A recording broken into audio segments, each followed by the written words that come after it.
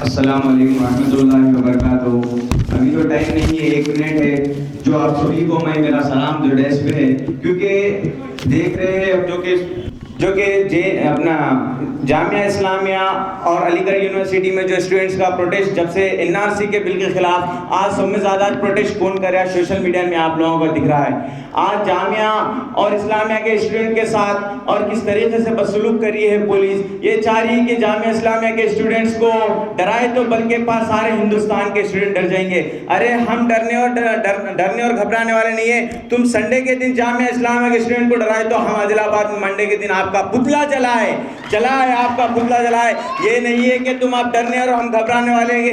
हर छिप मचल दी किरणों ने अब सूरज गम तोड़ दिया, बस अब जाग उठे हैं दीवाने, दुनिया को जगा कर दम लेंगे। इज्जत से जिए तो जी लेंगे वरना जामे शहादत पी लेंगे।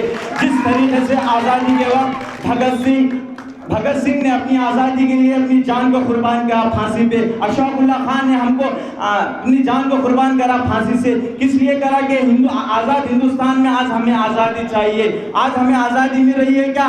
नहीं मिल रही है। आज इसलिए नहीं मिल रही है कि क्योंकि आज ये नए बिल ला के आज पास कर रहे हैं। क्योंकि आज आप अपनी ऑर्गेनाइजेशन ये सिर्फ all India student federation Kanhaiya Kumar के आप नारे स्लोगन सुनते हैं, क्योंकि आप इनकिलाब के लिए हम सब इक्वल रहने के बोल के आज कन्हैया कुमार आज जो बात कर रहे हैं। क्योंकि हम आइंदा स्टूडेंट्स डरने वाले नहीं है, हम यूथ भी डरने वाले नहीं है। आप समझ रहे होंगे क्योंकि वक्त बहुत कम है, मैं बहुत सी बात करने आया और मेरे शेर के साथ मेरी बात को खत्म करता हूँ। कुछ देर की खामोशी है